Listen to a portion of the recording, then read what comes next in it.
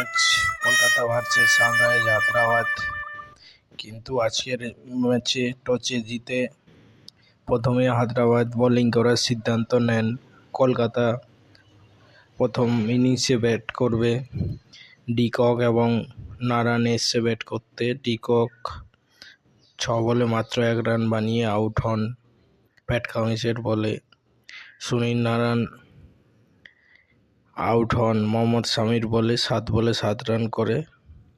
রাহানে 27 বলে 38 রান করেন, যার মধ্যে একটি 4 এবং 4টি 6 ছিল। আনসারি রাহানেকে আউট করেন। রঘুবংশী এক দুর্ধর্ষ বাড়ি খেলেন 32 বলে 50 রান, 5টি 4 এবং 2টি ছক্কা।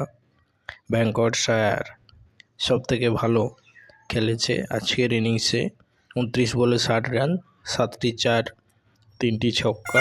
রিঙ্কু সিং 17 বলে 32, 4টে 4, একটা 6। আন্দ্রে রাসেল 2 বলে 1 রান আউট হয়।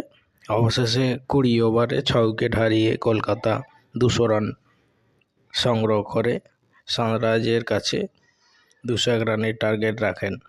ট্রেভিস হেড প্রথমেই মাত্র 4 রান করে আউট হন। অভিষেক শর্মাও খাতা যেন খুলতেই চায় না, 6 বলে মাত্র 2 রান করে আউট হন নীতিশ রানার বলে। ঈশান কিষান 5 বলে 2 রান করে আউট হন। টপ অর্ডার পড়ে যাওয়াতেই হায়দ্রাবাদের সমস্যা। 15 বলে 19 রান করে নীতিশ রেড্ডি আউট হন। কুশল মেন্ডিস মাত্র 20 বলে 27 রান করে আউট হন। ক্লাসনের কাছে খুব ভরসা ছিল, কিন্তু তা সম্ভব হয়নি। 21 বলে 33 রান করে 2টি 6, 2টি 4-এর সাহায্যে আউট হন। ভার্মা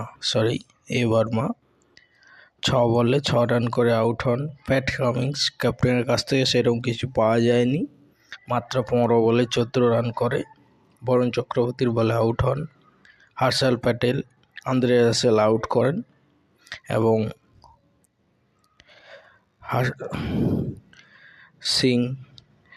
সিং বরুণ চক্রবর্তী আউট করেন। অবশেষে হায়দ্রাবাদ 10 উইকেট হারিয়ে 120 রানই সংগ্রহ করতে পারেন। 16 ওভার 4 বলে অল আউট হয়। কলকাতার এই বিশাল জয় তাদেরকে এনার্জি দেবে। আগামী ম্যাচে দেখা যাক কলকাতা আরও ভালো পারফরমেন্স।